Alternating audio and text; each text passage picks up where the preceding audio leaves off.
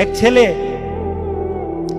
তার বাবার কাছে সাইকেল চায়, তার বাবার কাছে সাইকেল চায়, বাবা আমাকে একটা সাইকেল দাও। বাবা ছিল স্কুল মাস্টার। তো বাবা স্কুল মাস্টার, তার বেতন কি, সে কিভাবে সাইকেল কিনে দিবে? কিনে দেয় না। ছেলেও নাসুর বান্দা, সাইকেল চাই কিনে দেয় না, সাইকেল চাই কিনে দেয় না। একবার ছেলে বাবাকে বলল, বাবা আমাকে সাইকেলটা কিনে দাও না।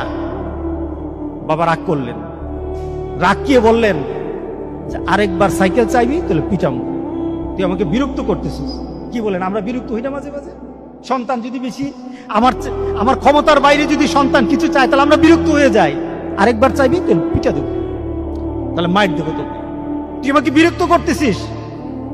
সন্তান বারবার চাওয়ার কারণে বাবা বিরক্ত হয়ে গেল। সন্তান কিন্তু নাসুরবন্ধ। সন্তান বাবার দিকে তাকিয়ে করুণ সুরে কাঁদতে কাঁদতে বলল, বাবা তুমি কি মারবা? তুমি ছাড়া আমি কার কাছে চাইবো বলো? তুমি ছাড়া তো আমার আর চাওয়ার জায়গা নাই। তুমি আমার আব্বা, এছাড়া আমি কার কাছে চাইবো? দেওয়ার ক্ষমতাও যদি তোমার থাকে তোমার কাছে চাইবো, না চাইলে সেটাও তোমার কাছে চাইবো।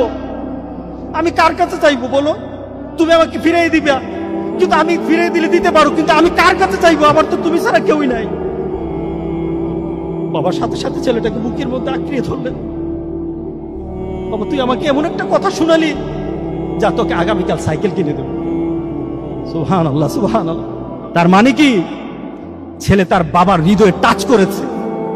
তার কথার মধ্যে আবেগ ছিল, ভালোবাসা ছিল, নিবেদন ছিল যে বাবা তুমি না দিতে পারো, কিন্তু আমার তো তুমি ছাড়া কেউই নাই।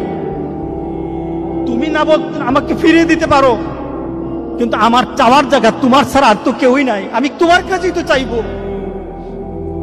আমরা যদি মাবুদের দরবারে, আল্লাহর দরবারে এভাবে চাইতে পারতাম, যেই মাবুদ দিতেই পারে, দিতেই পারে, দিতেই পারে, একমাত্র যিনি দিতেই পারে, তার কাছে ওই আবেগ দিয়ে যদি চাইতে পারতাম, কোনোদিন কোনো জিনিস আমাদেরকে ফিরিয়ে দিতেন না, কোনোদিন ফিরিয়ে দিতেন না।